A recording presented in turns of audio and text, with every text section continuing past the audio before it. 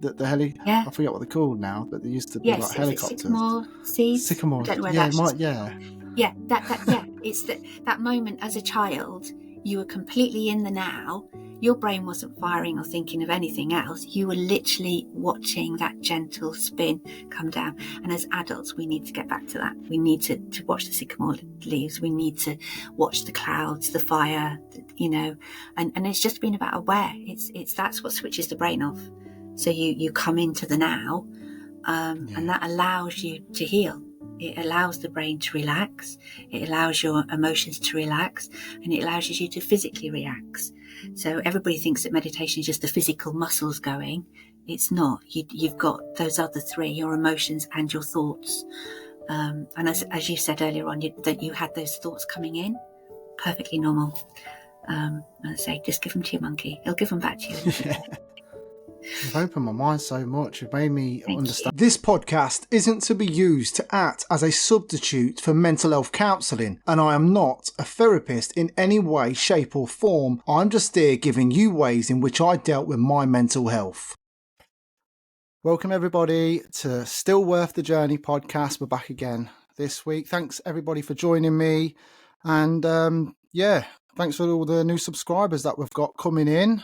And we've got some great guests coming up as well, right booked up now until the end of January, I think. So thank you so much for the guys that are joining in and getting involved and asking the questions and stuff like that. On today's show, we have a very, very special guest. And hopefully for you parents out there, this is going to work absolute wonders. I have a personal question off a friend to ask the lady on tonight because, we'll get into it.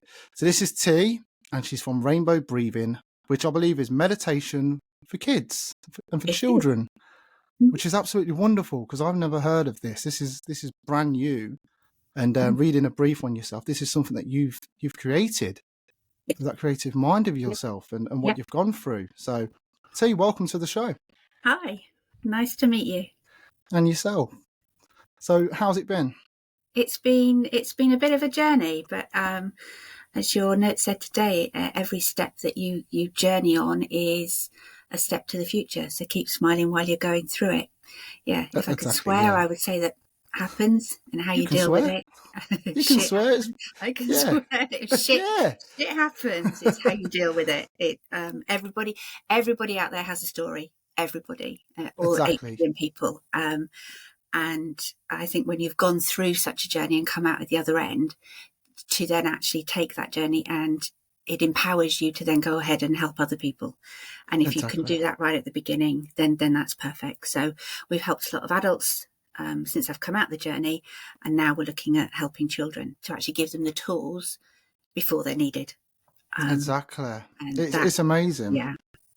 And your daughter used it, didn't she, in part of her exams? Yes, that's amazing. She did. And she did it just when I was writing to you. I was literally writing an email to you, and I had to stop because she phoned me from school. She'd just come out of an exam, and she was so excited, and she could hear my voice, and she heard, and she used the rainbow breath and the bubble method that I taught her when she was 7 years old, and she's now 17. So that's I actually cried that day. It was kind I was going to say, I'm actually just writing about this now. And she's remembered it. Yep, she's remembered it. She knows how powerful it is. And literally today, she's just come and told me that she thinks she's actually going to go and study psychology so that she can then go into counselling and help people. So I was like, yay! It's what a moment. So it's been quite a day today as well. It's been lovely. Imagine big hugs all around then as well, and perhaps a nice little cake somewhere down the line as well, some celebrations. Oh no, that's fantastic. Getting the future generation of kids knowing that they can be in that safe space as well and understand that they can get a moment for themselves. Yeah, teaching them really, really young about basic mindfulness. It doesn't need to be meditation, just so that they become aware of their emotions. Good emotions, bad emotions, sad emotions, but giving them the tool to be aware of that and then what to do with it before they need it, before they get to adults. I mean, when you look at the statistics at the moment, 1 in 6 children have a mental health condition. Yeah. That's scary. It's really scary. It's the world that we're creating as well with social media and how fast everything is. Kids now are growing up so quick. I mean, I've got a 14-year-old, she's going on 18. And we're constantly bickering and fighting because she doesn't understand my rules under the house. but she doesn't Right. realise that sometimes I'm being cruel to be kind because I want to protect her. Yeah. But obviously, you're battling me. And that's where the expression comes, I'm turning into our parents kind of thing. Because we were all kids, and I understand that. I understand that when I was a kid, but most of the times I was out. I tried to get out as much as I can. Right. But when I was bullied at school, I went through bad relationships and I didn't know where to turn. I didn't know who to speak to. And when you haven't got that, you can end up doing some really stupid things that can either end up in a police cell for the night or end up in a fight or worse. Yeah. Self-harming So what you've comes. taught. Yeah, it comes quite naturally with children with anxiety and bullying. It's self-harming isn't actually harming; it's taking control over something. So that it's them taking control over something, and they're harming themselves to take control. That's sad. Yeah. Yeah. And I've So, just done a course on it. I've literally just passed self-harming prevention and suicide prevention. Yeah. But fabulous. there's so many men. 75% of suicides is men, and it's Yeah. so astonishing even to me. Yeah. And it's just like, we've got to change that number. And I've had a look at Totally. all the well, it's like all the campaigns that are going as well, and it's like, these are working, well, they're not working. We need to do something different. Let's hit it on social media, because I'm a man, and most of the times I'm scrolling and I see videos. Well, why am I looking at silly videos getting millions of views? Why aren't these serious videos getting millions of views? Completely agree. You know what I mean? It's like silliness is It's breeding kind of thing. serious topics, as you say. It's a lot of men. Men find it very difficult to talk. Especially about their emotions. We're hopefully getting out of the society where you're told to not show your emotions, because that's absolutely outrageous. You need to be emotionally aware. And as we say now with Rainbow Breath, we want to take it back to kids. So to teach those boys, especially, and girls, girls, but to counterbalance that, you're a boy, therefore you've got to have to stiff off a lip and hold the emotions in. No, you're allowed to express them, and to understand what you're expressing, and then how to balance them. So we don't call it healing or solving or anything. We call balance. So you have an emotional state and you want to come back to balance. So it's understanding the emotion you're going through, understanding that's perfectly natural and normal, and then with mindfulness being taking that moment where you can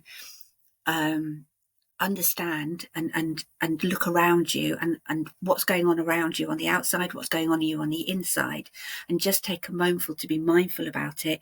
Take that breath, relax it down, and before you go forward. So we've got a tool that's not actually out there at the moment, but I'm going to explain it now. It's called Scan. So we actually call it to scan. So you're scanning your outside world and you're scanning your inside world. And S is for still. So I'm going you to write this just down, by the way. it's going to be good when it comes. So it's still, and that's basically just be still. Right. The next one is chill. So that's when the breathing method comes in. So the basics of meditation and mindfulness is the breath. The breath is so powerful. And little kids, we can teach them breath right from the babies right the way up. So you still, you chill, you take that breath, you come round. And then the big one is awareness. So once you've stayed still, you've become chilled, you then come to awareness. And you can do that either way with whatever the child is going through. You can make them, you can do it with them, which is what we encourage to start off with. And then it's a tool that then take with them and they can understand going through. So they can then be aware of what's going on around them, but not reacting to it, because that's what mindfulness is about. And then they can also think about what's going on inside them. How do I feel? What am I thinking? What are my actions? Change one of them, you come back to balance. So then the end of it, a scan is now. So once you've stilled, you've chilled, you've become aware, you now have a decision about what you're going to do. Are you going to change your thoughts? Are you going to change your reactions? And so it's actions, thoughts, and emotions. Change one of those and you'll find the other two change. So in some cases it's really difficult. To change emotions is really difficult. But to change your thought pattern can be really difficult. But to change your physical can actually be quite easy. So particularly with children. So to get a child that's up and moving, dance, music, lovely way. So my daughter, I'm not going to name her, but she was going through quite tough bullying stage, which where Rainbow Breath came through, I had a meeting and she was crying in the back of the car. And I thought, this meeting's just not important. She's more important. And we pulled off into a... Hey guys, just a quick one. Didn't want to stop you listening to that excellent story that's within this podcast right now, but I just wanted to give you a shout out. If you yourself have enjoyed this podcast so far and believe that you have your own story to tell, then why not get in touch with me today? Just reach out by searching Still Worth the Journey.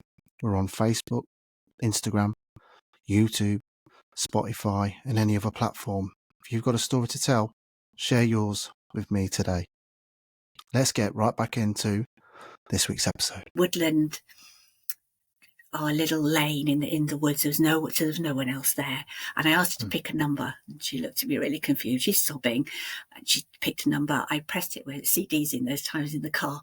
Pressed the number on the side, turned it up loud, grabbed her out of the car. It was raining, and we danced in the middle of this track in the pouring rain to this really loud, but she just thought I was absolutely nuts. Everybody, no one saw, but I would have been seen as nuts. But at the end of it, she was laughing and giggling, and we managed to change her thought pattern and her emotions by changing her actions, by just getting her out, being silly, dancing. Her emotional state came completely down to the way we then could talk about it without these thoughts going absolutely mad. And then that night is when Rainbow Breath was created, because she'd had calmed down, but then the thought of going to sleep was that she's now got to get up in the next morning and face it again. And sleep is one of the other keys. You need to have that rest.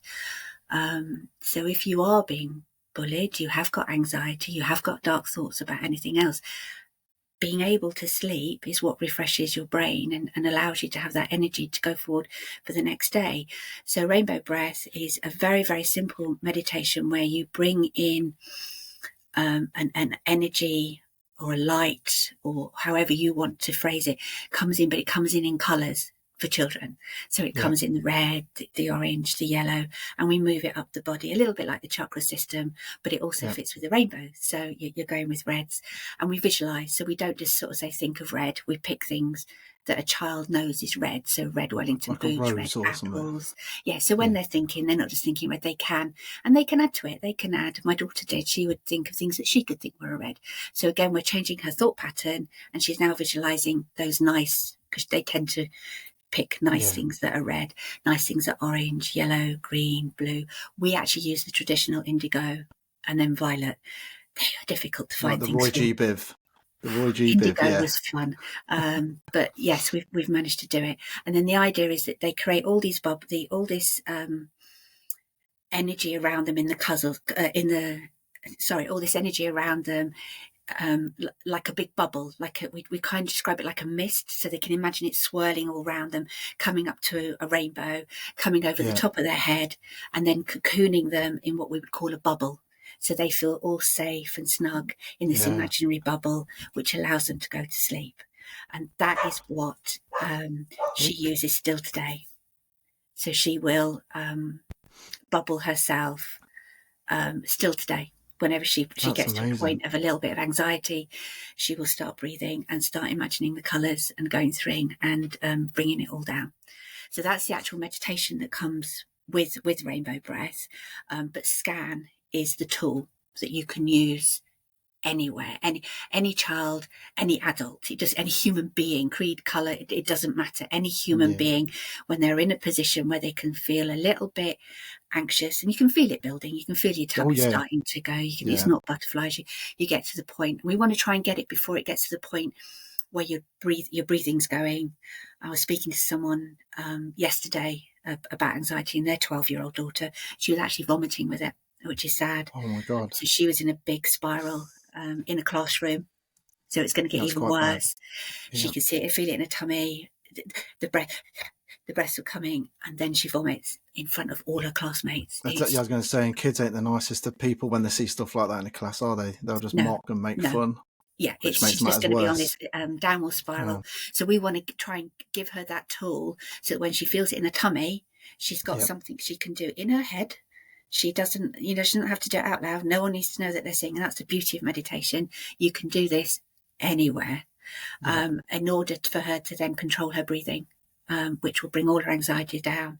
And that's where the science comes into this. So actually, when you do breathe, I love it that the scientists have actually managed to find it on brain scans now. So they can actually show what is happening in the brain when you're going through anxiety or bullying, bullying causes anxiety. And then that's new. Oh my God, it's amazing. So it can show an article that I shared with you today, which I'm glad for you to publish, will show the MRI scan where the brain is active. And as you go into meditation, the beta waves come down and everything relaxes. So the actual brain waves change in the brain. In the body, the initial deep breaths that you take at the beginning increase the oxygen, which allows anxiety and everything to go down.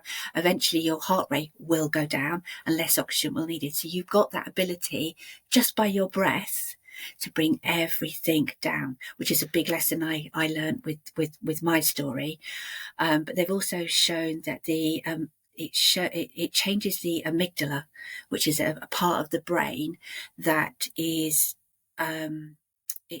supports executive functions. So it's things like self-regulations, emotions, goal setting, and to be able to have meditation that affects that part of your brain and brings everything down. It's stunning. It's amazing. I am a walking example of how much it literally can work through my story. But then to actually see the scientists now running these experiments and going, there is scientific proof for this. It's not what was it seen as some breakthrough, spiritual thing or religious. It isn't. This is science. So that control of that breath in simple meditation forms. You've got that tool within. That tool's there. It's within you. And I'd love every child in this world to be taught that as a tiny tot. So that they've got that tool that goes like my daughter has. She's 17. She has that already. In fact, all my kids have it, obviously, because I've taught it them. But when they get anxious, my son used it recently at the dentist. He had to have a tooth out. He's a big boy. He's a 6'3" rugby playing boy. Wow. Yeah. And the thought of the oxygen and the needle going in, you could see him just beginning. And he just said to the dentist, "Can you just give me a second? Just give me a couple of minutes." And I was in the room with him and I could see him starting to control his breath. I didn't have to say I knew exactly what he was doing. Wow. And his breathing came and he was able to bring his anxiety down, his heart pressure down. So it brought his heart rate down, his blood pressure down. That brings his anxiety down. And then he was kind of, you can go ahead. That's amazing. Great. Yeah. So the tools are there. And if we can get this out, we can teach them before it's needed. Yeah. We can have a calmer world. Because of this, all because of your mind. This could literally change the way that things are done. It could also be part of the curriculum in schools, which will be amazing. And I have noticed I've got the latest Apple Watch and it comes with Breathe. So I know a lot of kids now understand and it's becoming such a big part of life. Just breathe. It's amazing. With meditation and the breath, everybody thinks you all breathe, everybody breathes. It's a natural thing, it goes. And it's something you don't focus on. As soon as you become aware of it, you realise that you're not actually breathing properly. Because most people breathe from up here in your chest. Yeah. That's your normal daily breathing. Once you focus it, your breath, it suddenly feels weird. Once you kind of go, it doesn't feel like I've got enough breath. And you will then take it lower down to your chest, pointing down here and you can't see. But then when you focus on it, you can get it even deeper. So you can then fill the lungs and feel them raise up. And that's the deep breath that you need to do. So 3 of those would help in a very simple situation. Meditation doesn't need to be the sat cross-legged umming and for 20-30 minutes a day. All right, it doesn't need to be that. It can be 2 minutes on the train just focused on the breath. Okay, and everybody can do it. That's one of the things that I will be broadcasting. We're hoping to do like little snippets and little top tips, and I hear it a lot. I can't meditate, and it's like you can meditate. It's a practice. Okay, it's like a practice. Walking. Yeah, it's like walking. I got into it about 2 years ago. And one of the first things I got taught is look at a newborn baby look at the way it's breathing, and you will see the belly go right up. But as they get older, they will no longer do that. But if he said, if you want to get in a calm state, breathe exactly the same way that you did when you was a baby. Perfect. That Get that really, really, oxygen in. yeah, And I've tried. I'll be honest with you. I don't feel that I can do it. I do it every day. I practice every day. Even in my truck, I will listen to like 635 hertz or whatever. I think right, I've got a yeah, meditation station on Amazon Music that I listen fantastic. There's to. loads of apps there you can I've got use. Yeah, guided and stuff like that, and I love it because I can compartmentalize things. But at first, I kept getting things coming in, and I'm like, go away. So then I started doing the right. I'm thinking of my toes.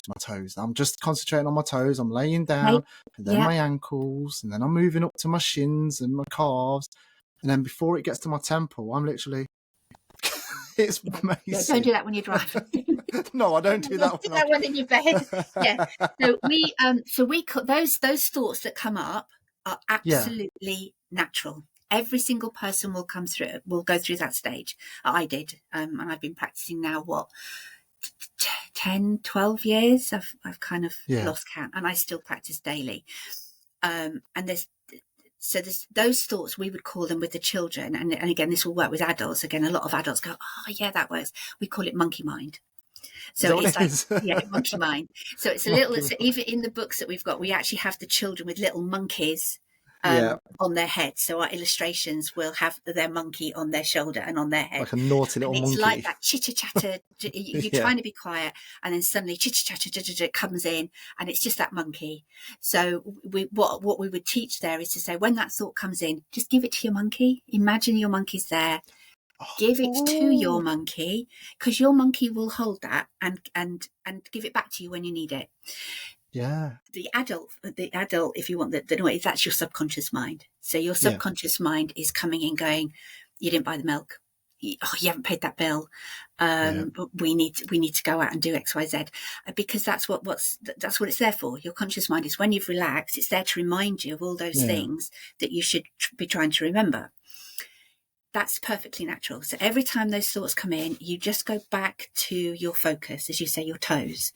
yeah, The thing that I focus on is the breath going in the nose, because you yeah. can feel the air going in, you can feel the air going out. So it can be a mantra, it can be a word in your head, it can be a flame, it can be a cloud in the sky. For men particularly, it can be fishing. Fishing is an absolute, men don't think they're meditating. Fishing is an absolute perfect one, because you're Yeah, getting because in a you sat there relaxed for so state. long as well, ain't you? You're You're so sat. relaxed. Yeah, Even solo sport has been shown to be a meditative state. But when you're in team sport, you need to be connecting with all your team. yeah. Certain solo team sports, rowing, sailing, I say um, walking as well. I do a lot down walking's walking. Yeah, perfect. because I can One of the breathe first really things. good. Yeah, we call it a mindful walk. Go Yeah, around that. I'm really lucky here because I've got an art wood, and they've yeah. put arts installations within the wood. So I would take a group of people out and go, let's go Wow. for a walk. Let's take a camera, take the Yeah, photos of what you saw, and then we'll show them. And then they'll come back and they'll see my photos. And I've seen the little flower, and I've seen the little ant, and I've seen the carving in the thing. And it's like, how? It's all because you guys all were chattering and looking at your phones as you were walking around. If you focus on one step at a time, you yeah, will start to breathe better. You'll calm everything down, and you'll start to notice everything. You'll see the world in a very different way. Um, yeah. and I Seems to don't want, regulate your breathing. oh Yeah, yeah, just that breath. Use that breath, and it calms everything. Yeah. So the monkey mind and those monkey chatters, perfectly normal. But as we say, every time you practice, ideally 20 minutes a day, but even 2 minutes, you'll start seeing it. And the yeah. science shows that even within 8 weeks, there is a change within your brain. And the longer you do it, eventually your brain will carry on in that meditative state, even though you're not meditating. Wow. And that blew my brain when I found that out. I was like, So wow. yeah, it's like some Um, exercises where you still burn fat 24 hours later if you do the I know, right maneuver. I wish. But there are. If I could do the Yeah, exercises to start off with. But yeah, you're perfectly right. If you and they've shown it on the brainwave. So the research I can send shows a Buddhist monk going into the MRI, and he's straight down, and the brainwave is calm instantly. Non-meditation people, it was all up over in the beta waves going because they weren't doing it. But those that had never done it before, within the 8 weeks, they had already started to go. And yet you're undoing the connections that you made. And that's when my story came in. So I had a migraine stroke, or a TIA, during my girl's birth 17 years ago. Almost didn't make it. So it was a hemorrhage, which became a TIA, which became hemiplegic migraine. That hemiplegic migraine lasted 6 years. So I was in a permanent state of migraine with full aura for 6 years. Now it feels like someone else. My head just goes, how on earth? In those days, I didn't go day by day. I went hour by hour. I was a mess. The damage was definitely in my frontal cortex. I couldn't remember. I couldn't make decisions. I was struggling with control, coordination. I couldn't, got to the stage where I couldn't cut a cucumber with a knife. I couldn't coordinate the knife to cut the cucumber.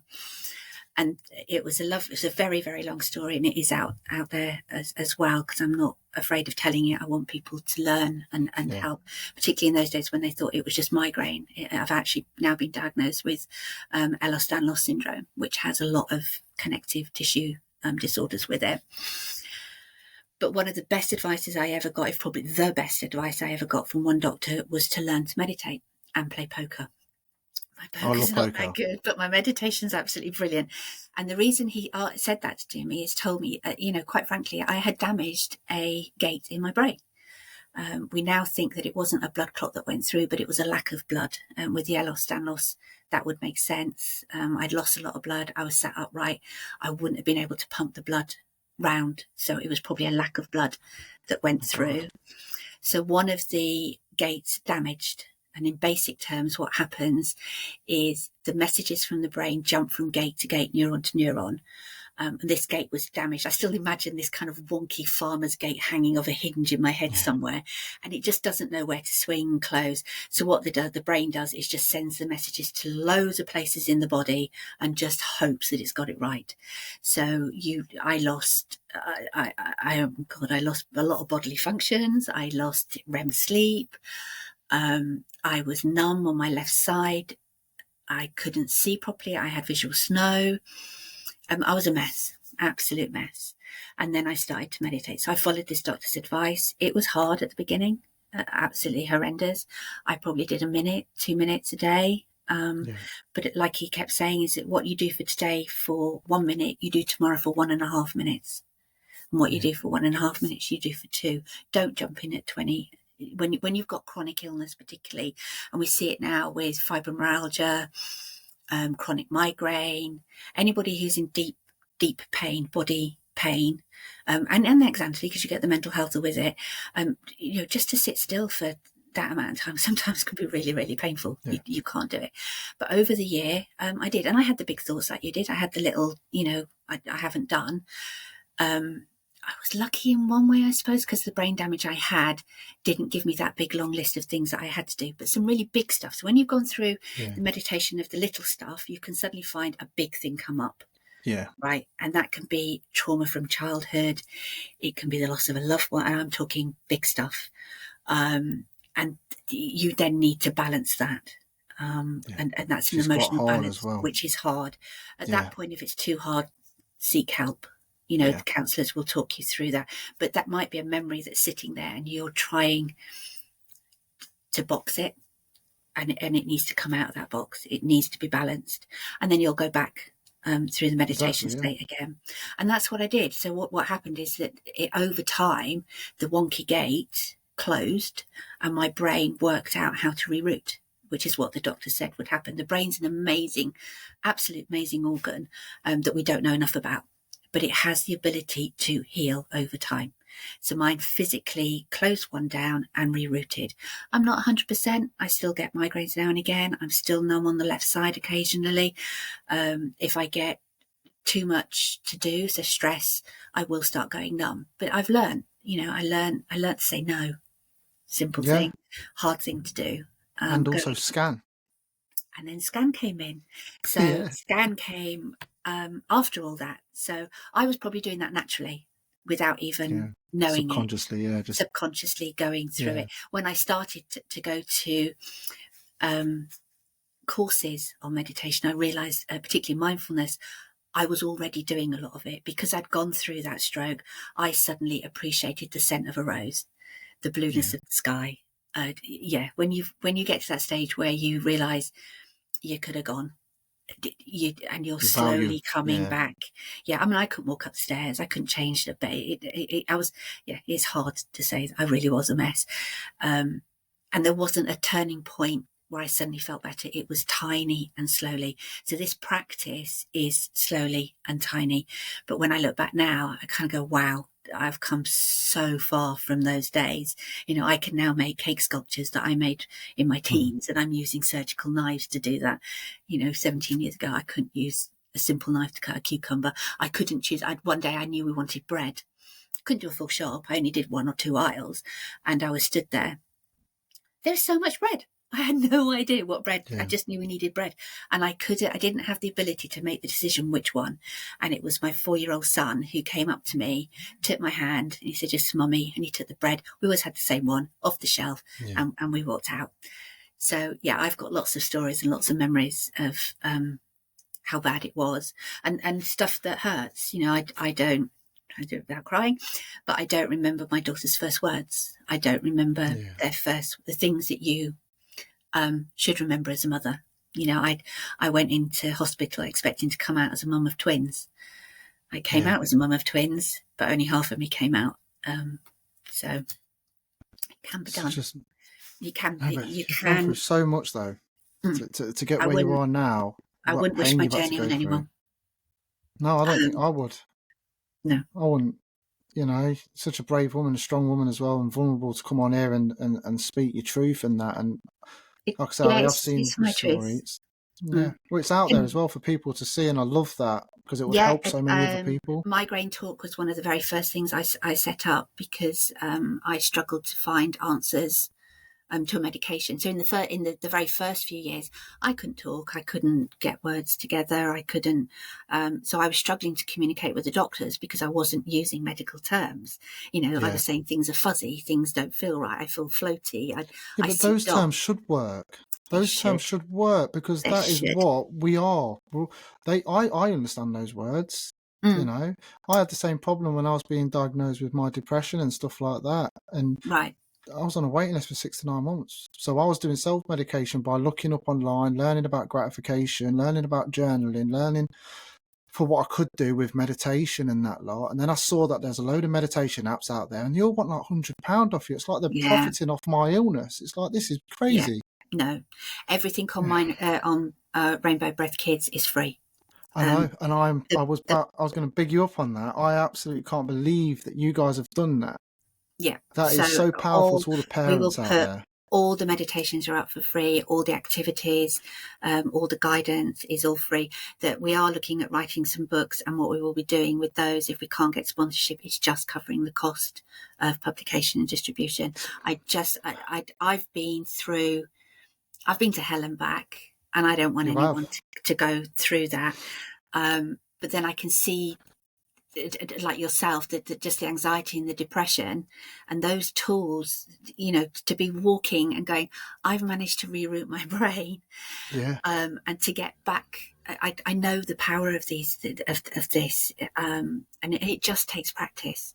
But as you say, if we can teach the children beforehand those tools, they've already got them in there, to save them getting to the stage that you got to, and I got to. Just to give them something beforehand. And as you say, charging for someone's illness. It's disgusting. I can't do it. It's disgusting. It's really bad. I mean, this is why I do this. This is literally my way of giving back to people. If there's anybody out there suffering in silence that are too scared to speak up, especially when you're men, you're classed as weak, or men should be strong. But the problem is, like you've hit on with what you're saying, right? And it will make sense, I promise you. when you still, chill, awareness and now, right? So when you're doing that scan as a boy, boys are generally more aggressive because we hold in so much. Okay, so Yeah. we can't let off steam. And then what happens is we get into fights. We go to town as we're older and we get into more serious fights, and we end up in a police Yeah. station, or we end up hurt, or we end up never coming home Yeah. because we've done something stupid. But if we had that tool set as a child, we will understand, be able to regulate our emotions more, be able to speak more to adults and say, this is how I'm feeling. That person's made me feel that way. And then the other child who's heard that you've made me feel that way, he's already had the same experience as well, same breathing work. And he'll perhaps say, I'm so sorry that I've made you feel this way. And it'll become a much kinder, safer place to live for human beings to grow, Absolutely. which I think will lower the men's suicide rate. I absolutely agree. Totally agree. I think your and I project is admire powerful. you for going through your journey and then being brave to come and talk about it, because to acknowledge and to talk to someone is brave. That is the brave thing to do. It's hard. It's hard. It's very hard, Yeah. but it's very brave. But it's the awareness. There's something inside you gave you that awareness that you needed to talk to someone, and that's something within. But if we've given that child, you say from the beginning, because they'll all both have it, both sides will have it. Yeah, every that kid, yeah. And if they both at the same time stilled, chilled, that got to that awareness, how do they feel, what made them do what they did, and I mean both ways, react to both sides of the reaction, and now what can you do? Exactly. You know, it's and that Well, would there'll be empathy there, wasn't there, for each of the child as well? For each of the children, there'll be empathy there. Didn't realise I made you feel that way. Yeah. I mean, there are a lot of kids out there now. My kids, I see it, and we're watching Big Brother at the moment, and everyone's so accepting nowadays, whereas before it wasn't such an accepting world. There was a lot of stigma around colour, sexuality, when now it's all, everything seems to be accepted now, which is lovely. I love to see that. Yeah. But there's still stigmas around certain things. Yeah. It would be lovely if we could take the awareness that the world has gone through with those genders and colour, and then take it deeper. Let's go deeper. We're now one human race. Everybody's accepted. Yeah. We are a human race. Now can we be aware of what's going on inside all the human race? Yeah. That would be brilliant, because we've just taken it from the outer to the inner. And slightly deeper, and that's where mental health comes in, you know, and it should be seen on a level of physical health. Yeah, it's like mindfulness exploration, as I'd like to call this. Absolutely, yeah. You're exploring every part of your being. Yeah, and the other person. Yeah. So you're mindful of what's going on inside you, but also mindful of what else is going on around you. Yeah. It's caring about yourself and caring about others. And everybody cared, we wouldn't get this hostility that we have. No. And that's as you say, it's that's sad. We shouldn't be that. And I mean, there's nothing to say that anger isn't also an acceptable emotion within certain sections. I don't want someone to kind of think, I feel angry, but I don't want to show it. But there's got to be a healthy outlet to that. Yeah, which is what I'm looking for at the moment. Yeah, because I get extremely angry. When you're angry, you have the ability to go and talk to someone, say, I'm angry, and right. So still chill, get to the awareness. Why? You know what? That you've got the emotion of anger, but what is it that's actually making you feel like that? Is it your thoughts? Is it your actions? Is it someone else's thoughts? And are those thoughts actually true thoughts? You've got the emotion of anger, but what is going through in your head? Manipulating it, because you could be manipulating words that what is not that even monkey happening. saying to you? Is your monkey chantering about things and overthinking it, making things up? Is your monkey chattering in such a way that it's just gone off on a completely overthinking rant? Can we bring it down to reality? And sometimes reality can bring up some really scary stuff. Kids go through some horrendous stuff from adults, and they've got a right to be angry, but they need someone to listen to that and then hold them so they can make the right choice going forward with the now. And it could bring out, unfortunately, some horrible stuff. But that needs to be addressed early as well. If we can pick up that as well, that would be amazing. If teachers were able to talk through SCAN with their students and a child, I would like to say that they are, but with teenage kids, the teachers have definitely changed their ways. They are no longer, from what I'm getting from my teenagers, the teachers are now swearing in class towards the children. I've seen that. They are answering their personal phones. They don't really care about teaching the kids. And my child at the moment, she's 14. She's going through her GCSE lessons and stuff like that. They want to teach them early because of what happened in COVID. They was all behind. So they're trying to get them in gear, ready for it. So they're doing like mock exams. And there'll be kids in there swearing and stuff like that. She's trying to get on with her work. I'm not going to say she's a good girl, because maybe behind the scenes she's perhaps one of those people being distracted. But yeah, it's just a massive distraction. It's almost as if the teachers have given up, and the way they're treating and talking to these youngers, they're not giving respect to the children. So why would the children give respect back to the adult? Yeah, you're right. The young adults, they're not children at that stage. Yeah, exactly. And their anxiety is going to be high. COVID shot up anxiety in children. The ecological parts that came out with the Greta and that part shot up anxiety in children. And now you've got the problem with GCSEs. That is always going to be anxiety. And then the pressures of who they are, what they need to be, what they need to do, what they're going to do with their life. That's so much pressure. So much pressure for a child. And then, as you say, I still don't know what I want to do. It came to me. I didn't know. This is life's what happens when you're busy planning something else. Yeah. So, my life got completely turned over. But yeah, you're right. How can a 14-year-old decide what they want to do for the rest of their life when, They've only just begun. It's too early, okay? Unless they've got a spark. When you see that spark in them, that needs to be encouraged. It's like the hormones as well, isn't it? They've got so much going on. Their hormones. They've got boys, they've got girls, they're getting interested in the opposite sex, they've got work.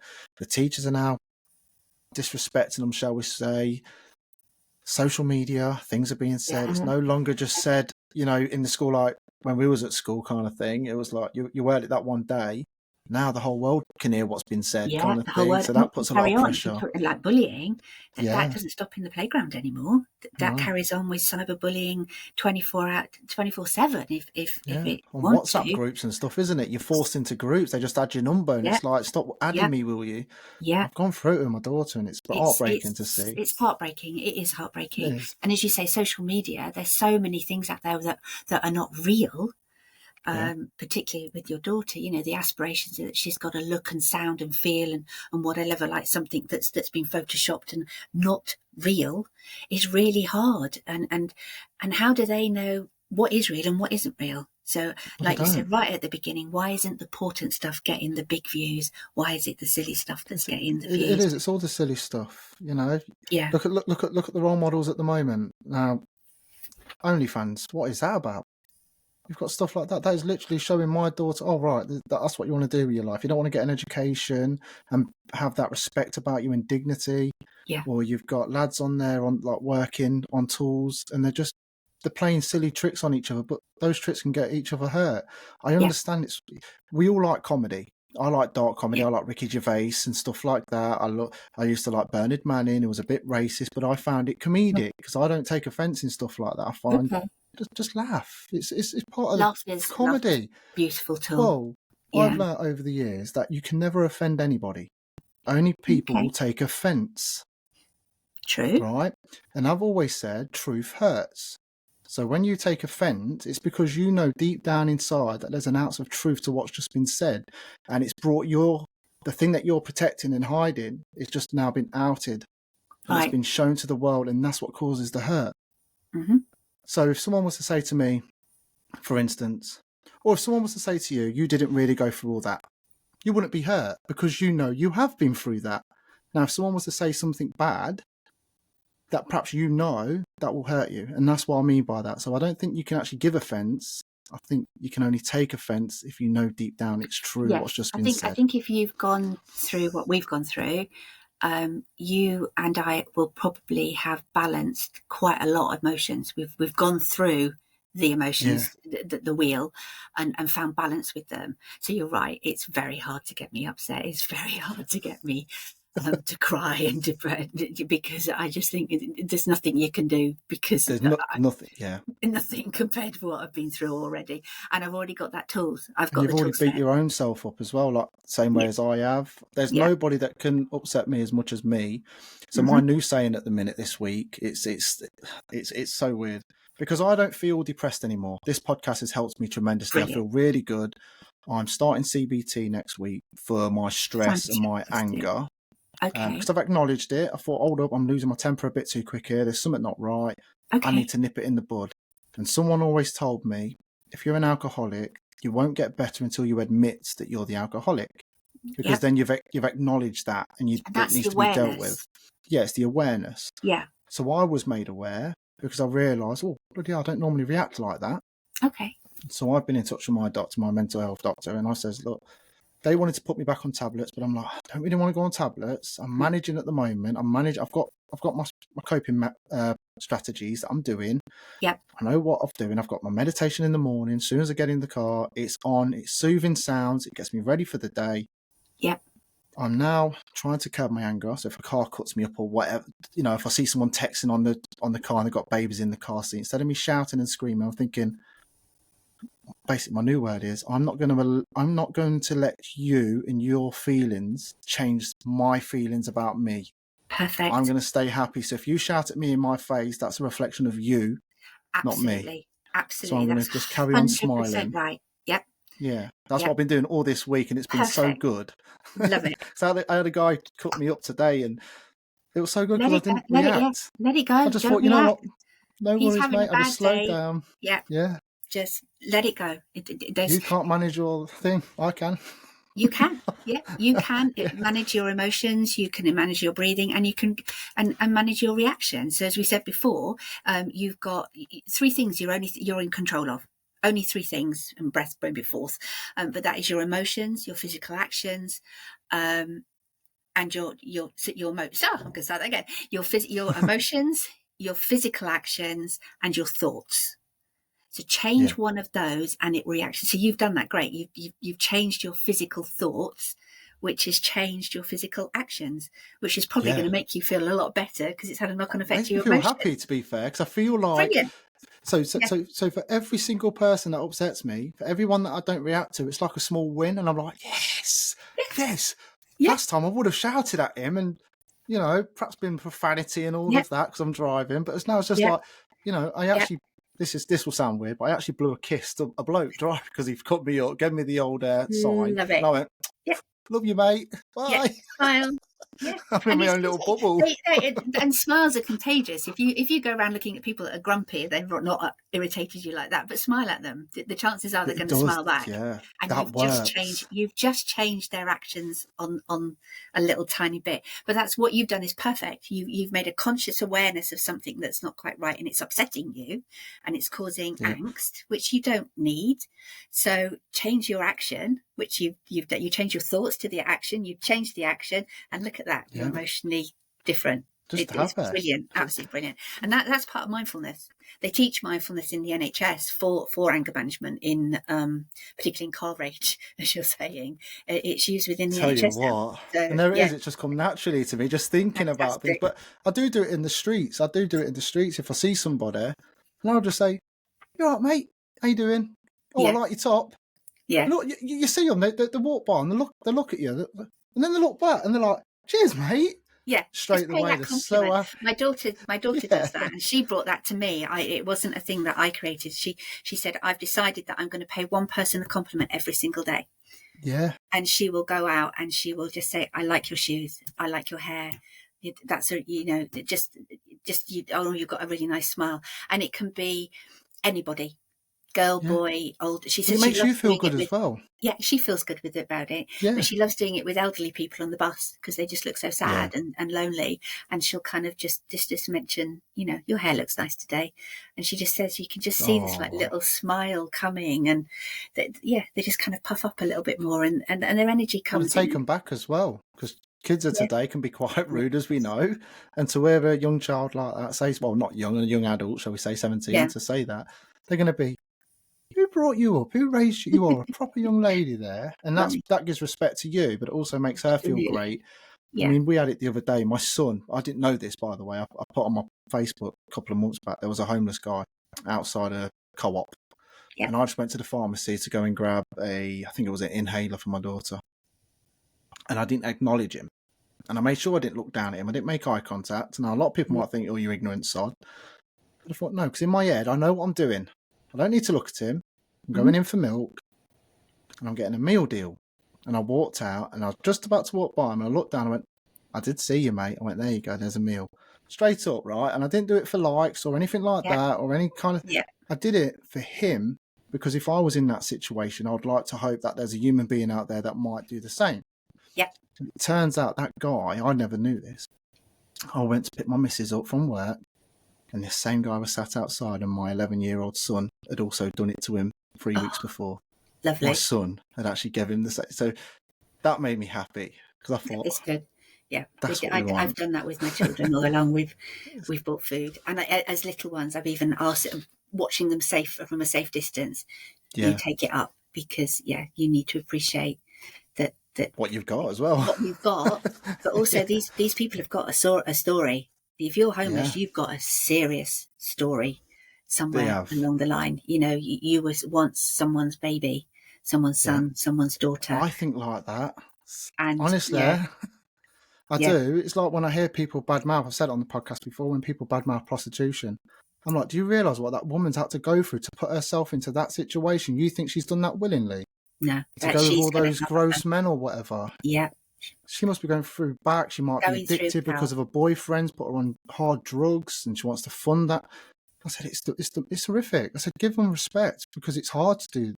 I wouldn't wish that on any woman. No. No, it's again a journey that they've gone through. As we said right at the beginning, every single 8 billion people on this world, everyone's got a journey. Everyone's got a story. I even like sitting in and just having a cup of tea in a cafe on my own or on the pavement and watching people go past and know every single person inside them has got a story. And to have to be doing those kind of jobs, you're going to have a horrific story. So they do. They need respect as well. And it is. Mm. So when people badmouth people like that, it's like you don't know the half of it. Try walk a mile in their shoes, and I bet you come back crying with your legs between your tail between your legs, kind of thing. Yeah, go and talk to them. Yeah, go talk to them. Yeah, and learn. Go learn the story. Wow. So, in all of this, then, Tee, your babies. I call them your babies because I call mine my babies, even though they're older now, right? They're still my babies. I still see them as little babies. Yeah, I still remember the first day my firstborn come out. I can remember holding her and the black tar all over my arm, kind of thing. It was horrific, nice. But it was beautiful at the same time. Yeah. I want to say, I don't want to upset. How did your kids cope and deal with seeing mum going through all this? Have you ever spoke to you about it? Yes, they don't know any different because I had 4 children within 5 years. Not to be recommended, by the way. It literally wasn't not to be recommended. So my eldest was 4 when the twins were born, and I was a city executive. I had a big job in the city. Wow. So it wasn't that I was just going to be mum. I did. Yeah. And I do talk to them about it, and they don't remember. My eldest has got a little brief memory of me carrying a briefcase, but he's not quite sure what it is. But our house has always been calm. It's always because it's had to be. I was too ill. We played. Yeah. It's nothing. We were very creative. We made a lot of mess, and I always say mess makes memories. So happy mess. Just make a mess. It would be there. I learned before that my house used to be immaculate. And we used to work on something called the spoon theory, which when you're ill, if anybody is ill, they'll understand the spoon theory, that you've only got so many spoons in a day. And when you're really ill, getting up to one spoon, you might have 5 spoons. 1 spoon's getting up, 2 spoons having a wash, 3 spoons is having breakfast. You've only got 2 spoons left. Right. What are you going to do in the day? Yeah. So if you make a mess with the kids and you haven't got the energy to clear that up, just step over it, because it's going to be there tomorrow. Go and have a bath and read with the kids and put them to bed. Go to bed yourself. It's more important, it's more important. It really doesn't matter. So we did a lot of creative stuff, but what I do regret is I never did what I thought I would do. I thought I would get involved with the school more. I thought I would go and read to the children more. They didn't have chances like going to football teams, dancing, the kind of other activities that most children, because there's no way we could drive there to support that kind of activity. That is a slight regret. But yeah, it would be interesting. It would be interesting if you probably get one of them to talk to you how they would have seen it. They've come out of it strong, emotionally aware, sensible kids, and educated. One's an architect, one's studying computer science, the other one's after my own art. Will be going into film, and one's going to go into psychology. So somewhere along the line, I've not done something wrong. One of the blessings, if I have to look at the blessings of this, is that I was able to have dinner with my children every single night. So even at my worst, when I was sleeping 18 hours a day, and that actually happened for about 9 months, I was, you can be tired, you can have chronic fatigue, and then you can have something that I don't even it's got a name. I don't even know how I survived. It was just crazy. But I would set the alarm in the morning. I would get up with the children. I'd make sure they were breakfast and dressed. I wasn't able to drive then. So my partner at the time, my ex-husband, drove them to school. I went back to bed and set the alarm for 2:30. He would then collect them for 3. So I was up and dressed. So they saw me in the morning. They saw me as they came in at 3. This is when we did the creative and quiet play. We'd often watch a film after dinner. If I'm honest, I would fall asleep in the film. My memory, I couldn't remember the beginning of the film halfway through the film. So I'm sat just cuddling children. I couldn't take it in. Bath, always a story. Books are important. And then bed. So by 7:30, they were all in bed. I was back in bed. And that was for probably about a year, that was my days. Just being there. Though. Yeah, I There's managed. no regrets about the extracurriculums. Don't worry about that. You had time with your children. You got to eat with them every night. Every night I was there. Kids would have loved that. Yeah, those that I'm hoping that their memories are. I'm actually going to go and ask them what they remember. But yeah, there's no animosity. There's no arguing. And now we've got 4 kids, and on hand on heart, I've never had to break them up from arguing. They'll bicker, they'll have discussions, but I've never had big clashes.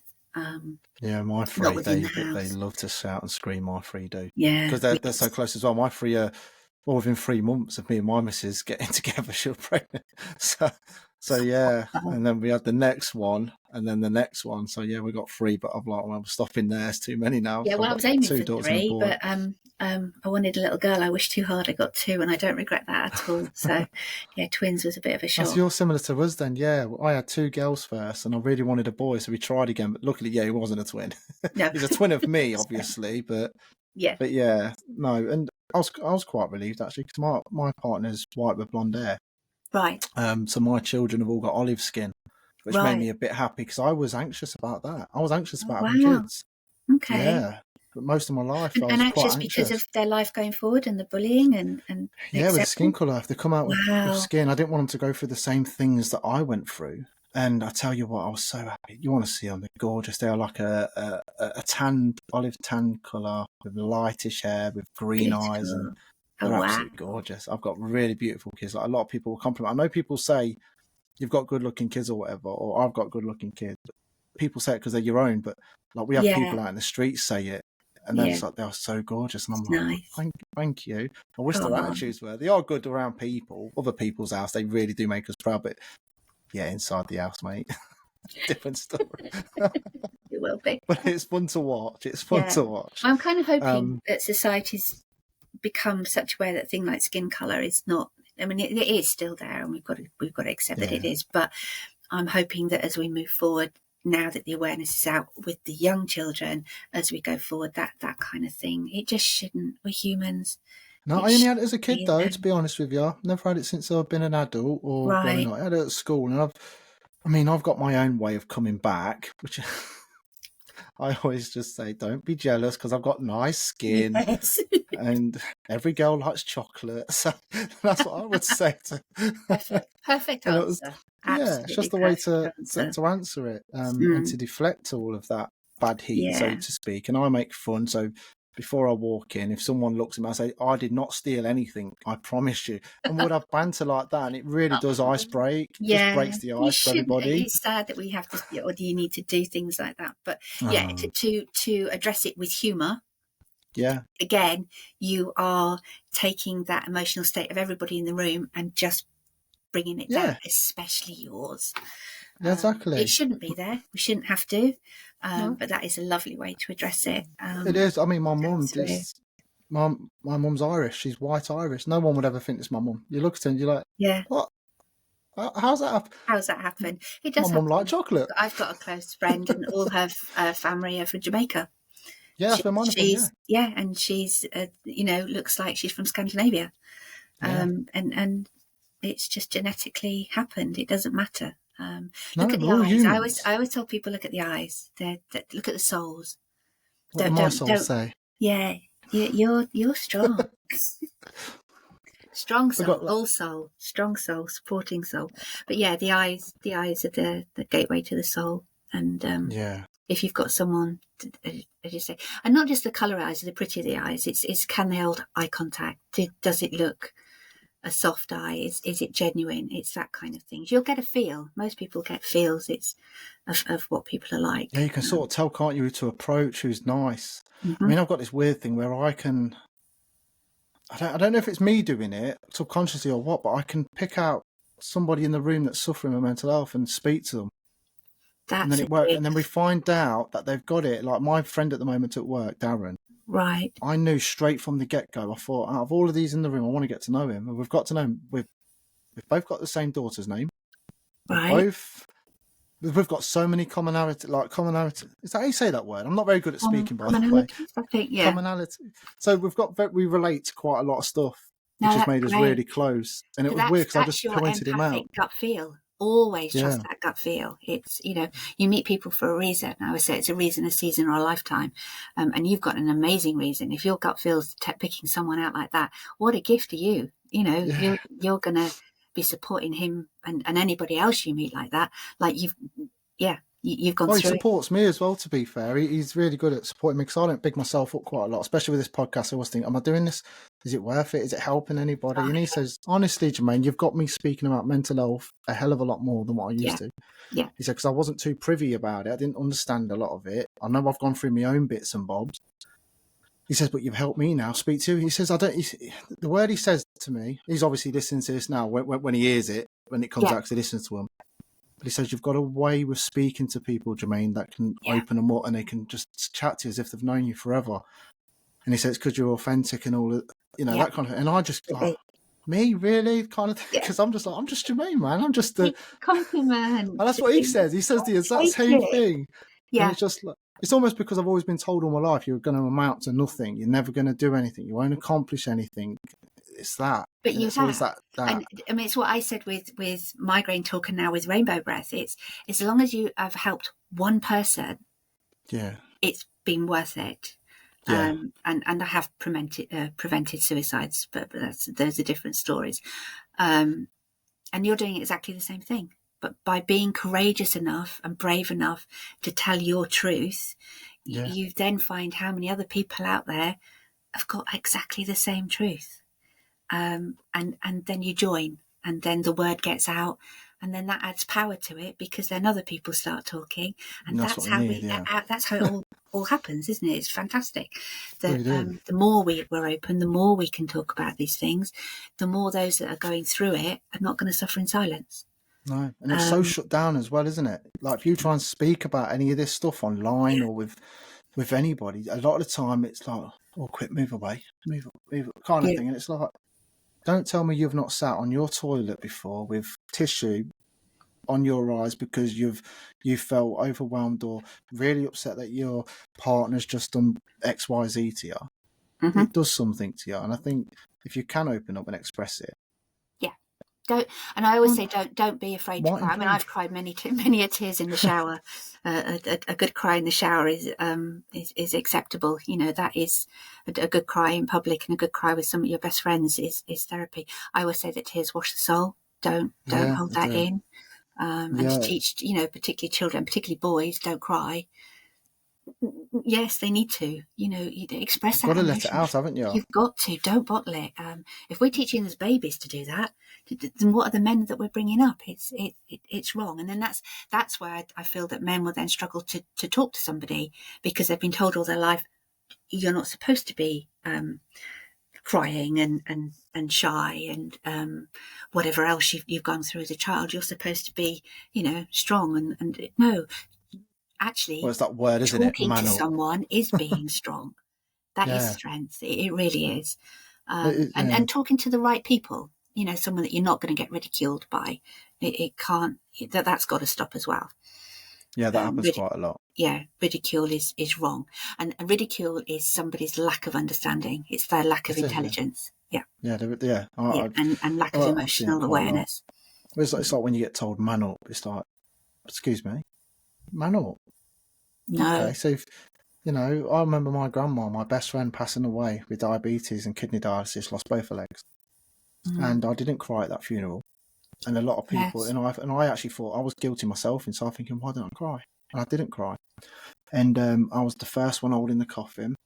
Right. My dad didn't come back because my dad moved to the States. He was a bit of a womanizer, cheated, beated all of us lot. But he didn't even come back for his own mum's funeral.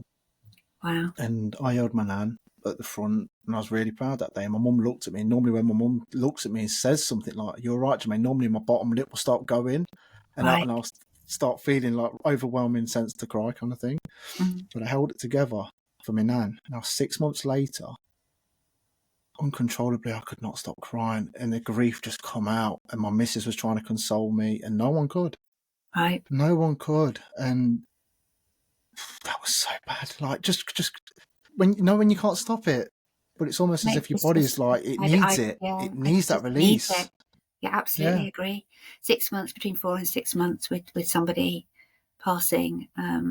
It's the emotional state of realizing they're not actually coming back. They've not gone on holiday. They're definitely not.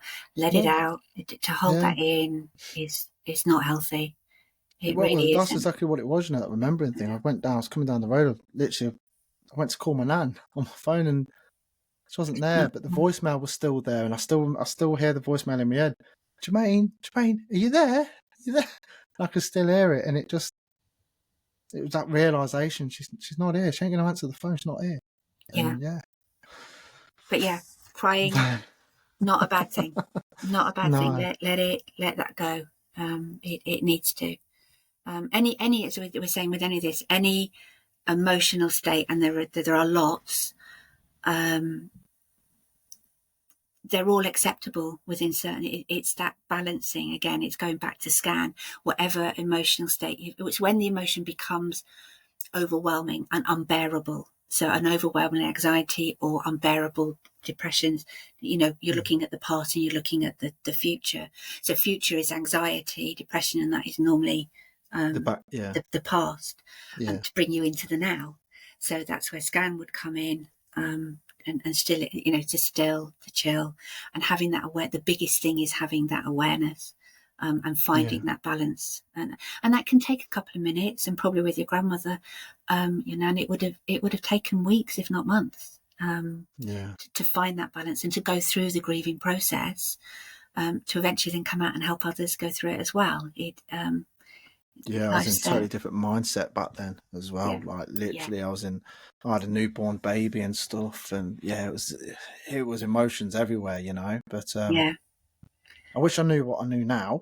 if I Don't could we go all? back, I would like to know that. Yeah, it's knowing what you know now, Yeah. but I also like the fact that we don't know what the future is. Yeah.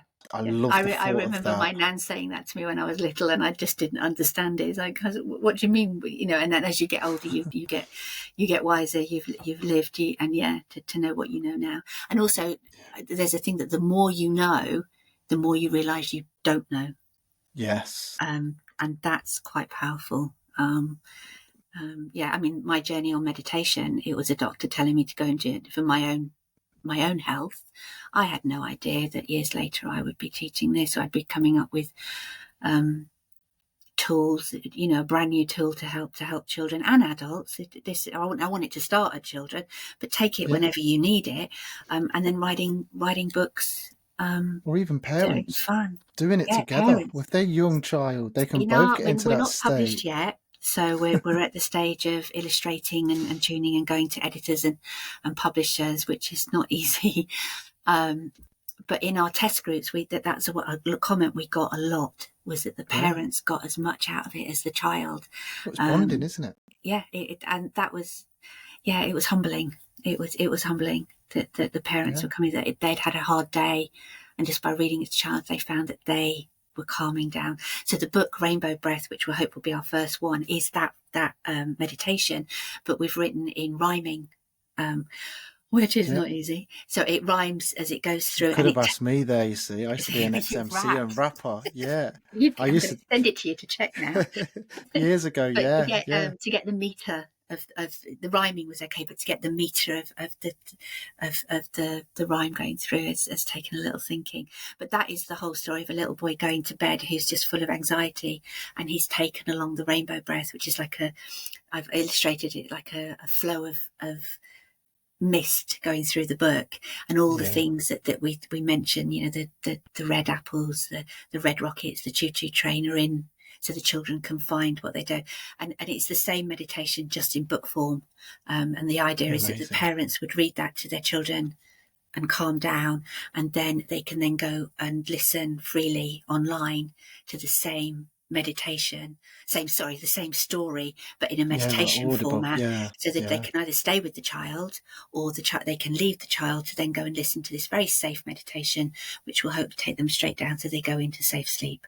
And all the books we've got that one, and we've got 7 in the pipeline that deal with emotional states with ecological and linked with ecological. So it's 7 again with the 7 7 colours of the rainbow. If we just go say yellow, is Europe and saving bees, but it also deals with anxiety. So the little boy has discovered that bees are dying in school. His anxiety's gone up because these bees are going. Runs to what we're calling Harrison, who's basically a metaphor for his higher self within his tree, which is him coming to awareness and what he could do. Harrison then talks him through the scan, so it, again in rhyming, how he could still chill and become aware. And during that awareness, he sees the bees dancing on flowers. So he's in the now. At the end is that his anxiety is now brought right down, because all he needs to do is to go out and plant more flowers. More flowers for the bees to come. So we've got 7 of those going each one of the continents. Plastic in the ocean in Australia, deforestation in South Africa. That one's lovely because it's about a toucan that's losing his home, and the little girl's going through separation anxiety, thinking that this toucan just keeps moving away from her. But again, with her awareness, she realizes that actually it's humans that are cutting the trees, forcing it out, forcing this toucan out. And again, her awareness is she can plant a tree. So and that all came through understanding that ecological anxiety is through the roof as well. And children it's actually a new mental health issue that's coming up, a condition. And it's really hard with that one, because you can't say to a child, it's actually not a big deal, because it is quite a big deal. And it is happening, but they've got to try and bring it into focus. You've got to bring it down, and then and in this case is for them to understand that they are not solely responsible for saving this. They're working as a team. We are 8 billion people in this world. We caused the mess. 8 billion people doing something small will solve the mess. And that child, recycling little tiny things. So we go through recycling. I can't remember where we do that one. Air pollution in India. We have an elephant that can't breathe, and the little girl takes through that side of water in Africa. And we're all linked with trees. So Harrison and the children travel around the trees. We've learned a lot about trees. Trees are amazing. So they breathe as well. Or is it oxygen? Samama tree. I might blame. So the samama tree in South America, which is where the toucan is, this is an amazing tree. It's huge, but it understands. It has the empathy with all the other trees around it. It can pick up when those trees are not got enough water. They're dying because they haven't been. And it goes down root. It brings the water up to its roots and then breaks his own roots to water the trees around it. That's nature. Wow. That's caring. When I found the samama tree, I was just like, wow, this is, so if nature can do this and have empathy, why can't we? Yeah. And it fell, a lot of it kind of fell, MJ and I, who co-write, a lot of it kind of fell into place. It was kind of we have lots of woe moments. Even with the oak tree, I had no idea that, and we picked an oak tree because it's synonymous with England and Europe and the bees. And then through our research, we discovered that the oak tree knows when there's not enough pollen around and creates a little sap that the bees can eat. I had no idea that could do it. This is nature, eh? Oh my God, nature. I didn't even know that. This is amazing. It's amazing. So all the books have taken, the number of 7 comes up a lot. It's taken us 7 years of research because we want to make sure that they are fun for the kids, but they are scientifically correct. And that's quite difficult. We have got another set that are fantasy, that do pixies and fairies and things like that. But these particular 7, we want them to be ecologically correct. So a lot of research has gone into the ecological issue, that how they can be solved, the tree system. We don't want to suddenly make something up.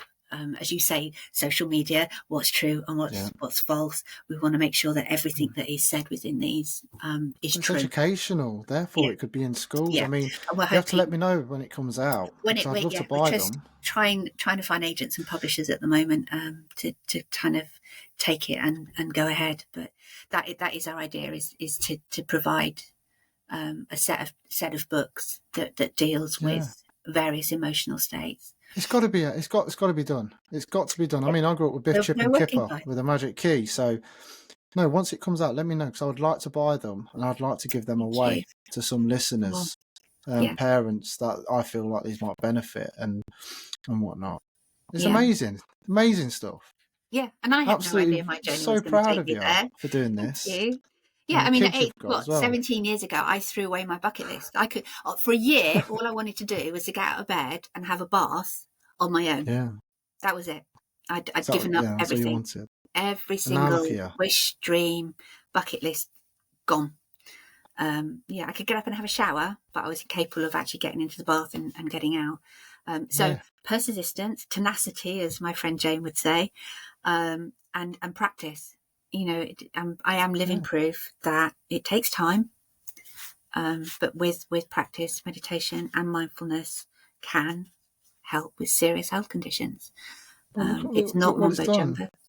An amazing woman, very powerful woman, very strong woman to have got through all of that on your own as well. You say your ex-partner, so I imagine he left through all this as well. Yeah. To have children turn out the way that they have. Yeah, I'm proud of that. So amazing that you've been able to do that, because it could have gone so different. It could. It didn't. Yeah. And now you're on the verge of releasing a book, publishing books. This is stuff that dreams about. I mean, look at J.K. Rowling, right? She was. I heard that she was on benefits. Yes. And now she's a massive author. Yeah. I mean, there's one here. I don't know if you can see that in the book here. Yeah, but I would love that. I love the idea of creating this, and we're not money orientated at all. Neither MJ and I. We need enough to cover the cost. But if we did, the first thing we do is, as you say, is give it away. Let's give this to every inner city child that doesn't have the ability to push the message. Yeah, just give little tiny tools. As I say, a lot of it is free on there already. So we put a lot of mindful activities that are fun. So kids don't know that they're actually doing mindfulness. Yeah. There is some other meditations. There's lots of motivational quotes. There's lots of ways things that you can do things with your child to help them. We have a thing called a memory jar or a special sparkle jar. You can call it what you like, but when at bedtime, when you're talking about how that day's gone, if they've had a really good day and it's been something that sparkles, write it on a bit of paper and put it in your sparkle jar. Because on the days where you've had something that's really bad and you're upset, get something out your sparkle jar and let's read that. Let's remember a day where you sparkled, because that kid's then going to go to bed with a sparkle memory, not a dull memory. And it's just little tips like that to how can you change that thought pattern in a child in a fun way, to tell them think differently, man up, do it. It doesn't work. It doesn't work. No. They need the tools, they need the fun, they need the games. To go through. So there's lots of little things like that on there already. And I was going to say, what kind of examples have you got? So say if I had a little child with me here now, little baby. So I'll tell you what, I'll do Mike's question. My friend Mike, he was speaking about you today. Me and him was having a chat today. So he's got a son. I won't say his name, obviously, for various reasons, because he's a child and whatnot. I don't know if he's listening to this kind of thing. Yeah. But he used to have tics. Now we don't. It's not the. I'm not really sure what kind of tics, but it was like gurning and stuff like that, and just doing things. Okay. It got better. But now he's gone to high school and he's just started in high school. It's coming on really strong and it's coming back. Right. Now I've told him, is he scared about something? Is it the work's more challenging? Is he getting a bit of a hard time? Or is he showing off for a girl and he thinks it's cool to do that? But I thought I'd ask you, because you might know a bit more about it than me, because I'm just going off as a friend rather than someone in my... I don't know if you've ever come across Going to high school for any child is one of the most stressful, anxiety-loaded paths they can take. They go from very small playtime activities, suddenly things being quite shocking, and also being around a lot older kids. You know, the difference between year 7 and year 13 is vast. The little ones would then look at the big ones as if they're adults, but the big ones are not actually treating them as adults. It's a really, sometimes I do think that secondary school should be split into two. So there's actually two stages. A middle school, then a high school. So you haven't got 16, 17-year-olds suddenly being around 12-year-olds. They change a lot in that time. My advice, obviously I'm not a professional counsellor in all this, is to actually talk to the child. And is he aware? But in a calm way, is he aware that these tics are coming through? And again, let him tell you about the awareness. Is it his anxiety? Are they natural little tics that come because it's a coping mechanism because of anxiety, which will be his thoughts? So what is it that's going through his head? What is he thinking about that's making his body voluntarily or involuntarily, because some tics they don't have control on. So the body is reacting in some way, but that action will be reacting to either his thoughts or his feelings, probably both. So what is he feeling? And then what is he thinking? And it could be that he's got irrational thoughts. Lots of children have irrational thoughts. And as I say, the little girl I was talking about earlier heard, to go through a physical thought pattern that she's going through, that then emotionally is coming up to physically being sick. She's in a massive spiral. We need to stop that right at the beginning. And it might be talking to this child, the little boy. What is it? What was his day like? You don't even have to sit him down and go, I can see you're doing tics. Why would it? It can be very, very subtle. How was your day? What and a lot of parents go, what did you learn today? How did you feel today? Different way of asking it. Different thing, and as you're saying, your daughter's going through school where she's got disruptive baby. And I've seen it. My girls have brought videos homeward, and in some classes I was absolutely shocked at the language and the disruption that was going beyond what we went through at school, a different scale of disruption. Oh, shirts were tucked in. We'd never my God, we chatted to the headmaster properly. You didn't say boo to a goose. One video I was unbelievably shocked of what they were experiencing. My girls are quite sensitive. They don't want to be, probably what sounds like your daughter. They don't want to be in that kind of environment. They want to learn. No, window went through. Yeah, just like in English, and the window gets smashed through from another child. She's put a chair through it, and I'm like, what? No wonder anxiety's through the flipping roof. Yeah, I've never heard of that at school. We had the odd fight in the playground or whatever, but we never had anybody disrespect teachers. No. Behind the backs, maybe, but not in front to of their their faces. faces. And then the teachers to answer in the way they are. I feel sorry for the teachers if they're having to go through kind of that. But everybody needs to be brought. That is something my son went through, and I did go to a school meeting, and halfway through the meeting, the teacher said they have mindfulness for the teachers. Obviously, I do this. Right, that's great, fantastic. Do you have mindfulness for the children? Yeah. The answer at that stage was no. They now have mindfulness for the children, by the way, obviously, because I pushed that. Hold on. Hold on. Yeah, so in their core, we need you at our area. You can help us out. They do it, but that was the awareness of the teachers. They know that the teachers were going through stress and everything, and they've brought in this tool, and they've not taught it to the kids. Yeah, brilliant. Teach it to the children. So with your friend's son, it would be, if it was my child, I would be having a gentle, not pushing it, just every now a little gentle. Let's find out what's going through his head. How is he feeling? What is he thinking? Oh, amazing. I'll definitely pass that information on. Well, he'll be watching this anyway. He likes to keep up. So just to get, because we're coming towards the end of this, could you give me, or the listener, well, not me, but me and the listeners, the easiest way to get started into meditation? How would you set it up? How would we set it up? So if we really wanted to just get into it, anybody listening out there like now, and they're like, I don't know where to turn. Well, you know that your website's given a lot of free meditation guided and what else is on there. But if someone's listening to this now, what would be the best way to get into that area? I'm hoping to set up a Facebook group where we will record little tints and hips and things like that. The key is the breath.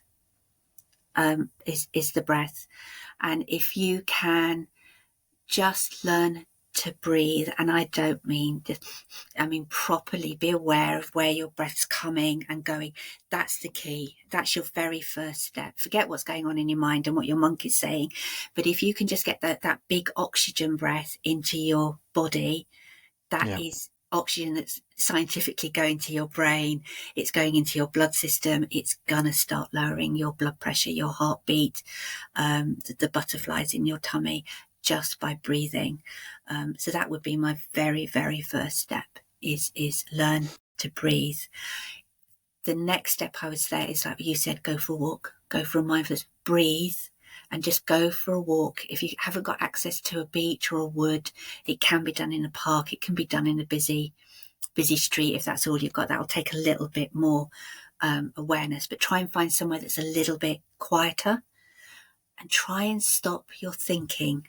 So try and make yourself breathe at the beginning, but to notice as you did as a child naturally.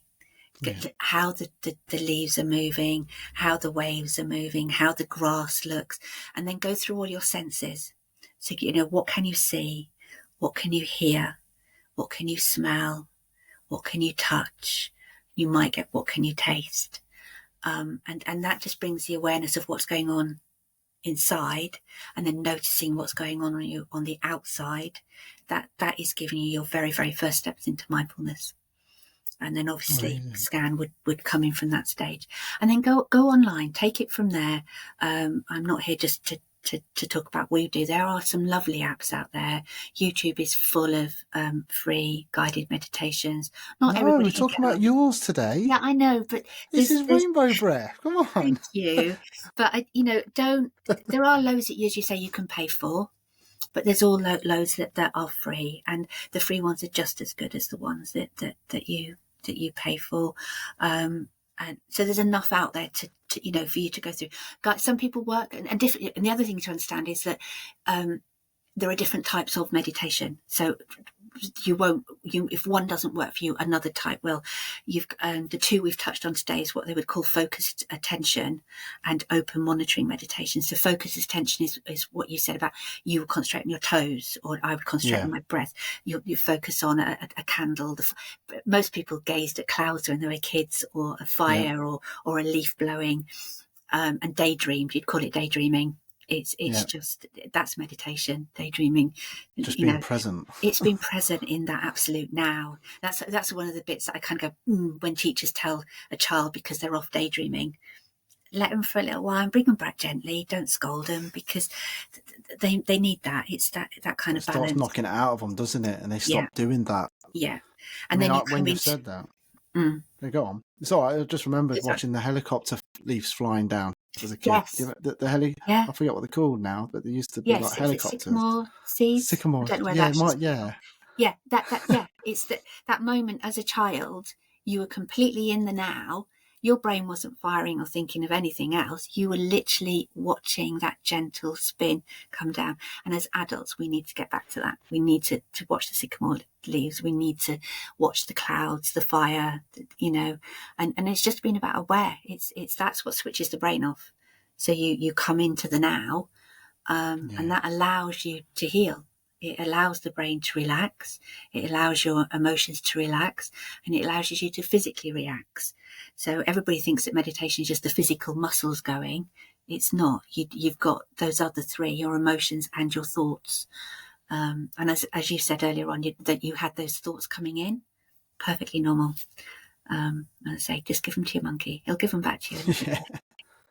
You've opened my mind so much. You've made me understand meditation a bit better, actually, listening to you. Now I know that when I take 5 minutes smelling my coffee in the morning, I don't have to think of anything else other than feel it. In fact, food's a beautiful way to do mindfulness. And with children, I did it with my kids, and I didn't even know I was doing it with fruit. Every now and again, I would do we'll just go and buy all different fruits and taste them. Let's go and get a dragon fruit and a kumquat, and just one, and we'll dish it up, and do we like it, do we not? But we're smelling it, we're looking at it, we're sensing it, we're tasting it. It's mindfulness. It's just bringing it into that. The coffee's great. How warm is it? What does it smell? How does it make you feel? It's just little bits of that, a couple of minutes a day. Perfect mindfulness. It has a proper scientific knock-on effect to your mental health, your physical health, and your it does work. Amazing. All right, Tee. Good. It's been absolutely wonderful having you on. It has been. It's lovely been talking to you. It's a shame we ain't got poor MJ. Bless her. She's a bit poorly, isn't she? She's not very well at the moment, but she's there, and she's in New York. So that's a lovely story that we've never met. We've been friends for 14 years. Wow. We've co-written 14 books, I think, 15 books. Never met. Wow. It's in well, then face. Tell Amazing. MJ you guys are coming back on this podcast, because I want to see both of you back here. Okay. If that's all right with you and MJ. Yeah. Because it's been so wonderful. It's been really eye-opening. And to the listeners out there, especially parents that have small children, this is a great time to get into meditation, really, and get on the website. And that being said, let's bring it around. Tee, do you have anything you want to shout out and plug and let the guys listening know where to reach you? The website is rainbowbreathkids.com. But the stuff, don't take that, kids. It's for adults as well. You could go in there. On there, you will find free activities, mindfulness activities, free meditations, a lot of emotional quotes. So those kind of quotes, are affirmations in the morning, but all with cartoons. So they've all got my little illustrations on them with Harrison. So we've taken it down to a child, but they are affirmations that you can use. Eventually, and hopefully coming, will be, as you say, journals. We think journaling is great. Even just a bit of paper. Get your kid to write. but know that they're not going to be read. There's got to be a trusting there. You can't go and read it. And with an adult, they need to be able to write it down, get it out their head, get it on paper. You will emotionally calm down. And then hopefully the books, as I say, we're looking for, editors or publishers would be really good quite now. One of those would be good to kind of talk to help us actually get to the publishing stage. If not, we will. Fingers across for you, because I really hope you get that. Thank you. And you've just mentioned illustrations, right? I've never asked anybody this before, but I'm going to ask you. Yeah. Can you draw me with Harrison? Yeah, I'm making out of that. Amazing. I haven't got Harrison with me at the moment. I've got Iffy the elf. We're doing one with Iffy the elf. So have I got Iffy? This is Iffy the elf. So I am currently looking at a children's book with Iffy the elf, and he asks what if. So he starts in Santa's. One of the books is where he starts in Santa's workshop, and he's little and full of anxiety. So his what ifs at the beginning are kind of, but what if I can't make the toys, and what if his what ifs are really bad, but by the end of it he's like, but what if I can make the toys? And so it's the same word, how you say it, how you think it, how you go through it. Around, yeah. So we know a lot of kids like that, don't we? Yeah, of course. Yeah, it's and it's how you talk to yourself. The biggest conversation you will ever have is with yourself. Honestly, you're just, I'm blown away. I'm absolutely blown away. It's so amazing. Okay. If there is any publishers out there listening to this, right, honestly, get in touch with Rainbow Breed, please, please, please. And so many people you can help just by getting this published and getting it out there. Mm-hmm. If not, though, I hope onto Amazon. We will self. We've given ourselves another year where we're checking the meter and polishing the books, going through the illustrations, and then we will self-publish if we can't get it through the traditional manual. So it will be there. It's just which way we will go to. In the meantime, I will draw you with Harrison. Thank you. That would be amazing. That would be so amazing. Yeah, and I will also, I did promise, and I'm going to get that done, because you're talking about men and females will come through it, but I will prepare a meditation freely that can go out, probably on self-love. I think it's something that you can sit and listen to. No one else needs to know what you're listening to, but a meditation on self-love, it would be a really good start. Love yourself, brilliant. You can then go and love others. Yeah. Well, if you can't love others, you can't love yourself. You can't. No. Perfect. It's been amazing. So if you can, please send me all your links, and I'll put it all in the show notes below for all the listeners.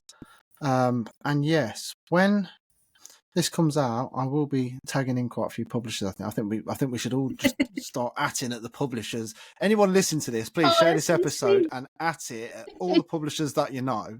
I've got a local one round the corner from me that does children books, so I might even have a word with them, because they're one of our customers that we deliver to. So I'm going to have a word with those guys, because they're not too far, and it's only a question. What's the worst they can say? Yeah. No. Yeah, you know, getting into it is hard. We end up, you go down the traditional route that you have to, you end up something called a slush pile, which you can imagine these editors and agents are bombarded with this kind of stuff. So trying to get through that kind of slush pile is difficult. So, but you've got an awesome product. Yeah, we think so. You know, the unique selling point of this particular book is absolutely amazing with the amount of people that it's going to help. Yeah. And if you are trying, I'd start doing animations and doing little animation videos on YouTube. That's gone into my head. I can see Harrison being almost like a little cartoon version of David Attenborough, going with the ecological books to teach children about the world. But he could teach people about children about mental health, ecological issues, and just bring all that down to a level that they can understand, navigate and understand. Go and plant a little flower, and make sure you put your paper in that and the plastic in the recycling. That could be the task. That's at the end of the book. It can literally be the task. You could, I mean, if you had the budget, you could actually put a seed, like a sunflower seed, in the back of the book. Had the same thoughts that we've had. Is that if we could get sponsorship with that one, say with the it's called Bumblebee Buzz, Yeah. That we could partner up with someone who actually provides the seeds. That would be fantastic. So the children Yeah. go through it, and it does literally, the last page is where he dances with the bumblebees, because that's what a bumblebee does. Well, But yeah. he's planted that seed. That would be fantastic, because we were actually But it giving will them. be. Yeah, that would be But lovely. especially if you've got at the bottom of it, please send a picture in of your sunflower that you've grown, and they could be all affirmations straight back to you. Yeah, See, I straight onto tried the something website. years ago. I did try something years ago with my daughter, and it was similar to what you said about the fruits. And we said, let's write our own book. And I says, write the word orange. Okay. What colour is the fruit orange? Orange. What does it smell like? What does it and it was a book that we didn't take it to, I'll be honest with you, it was daddy-daughter time on a little elephant table that we had. Yeah. And I says, now taste it. What does it taste like? And she said, bitter. She was only little. Okay. But I was writing this book. So that was the first part, and it was fruit. Then it went on to veg. Then it went on to the sky. And I said, what does it look like? How do you spell it? What does it do? Yeah. Is it sometimes angry? Obviously, when it goes brown. That's my dog you can hear. I've got That's a spaniel. fine. I've put mine outside. I know my spaniel's wappy. But yeah. So that's why I love it. I absolutely love it. Honestly, Tee. Yeah, that's It's mindfulness. brilliant. That's a nice fun activity to do with a child, where you're bringing them into that, and yourself. You probably were doing it yourself when you were. Oh, I really enjoyed it, concentrating actually. with it. Yeah. I got to spend time with my daughter and get to we both, because I was also eating the fruit with her, and was debating like, oh, the texture's not very good, Oh, I and the love missus that. kept looking in at us. But yeah, we had it, and I actually it went to my head. I'm going to get this published, right? I want every mum and dad out there, and we had like little slipping bits where you could slip into the book. But literally, it was just on paper, because I don't know how to do books or anything like that. It was just going in my head, and I thought, how can I teach my daughter during the summer, because she was just about to join primary school. She's now 14, as I've said. Right. This is right back then, and I was just thinking of things, but no, it's natural. You're a natural mindfulness person. That's a lovely exercise to do with kids. Yeah, and write it down. Definitely could be teacher notes, things they could do in the classroom. That would be an easy one to do, wouldn't it? Yeah, because they get to do it. They're doing the work. Yeah, and we're having fun doing it, because there was like mud pie. Put your hands in the mud pie. What's it feel like between your fingers? Makes memories. Yeah.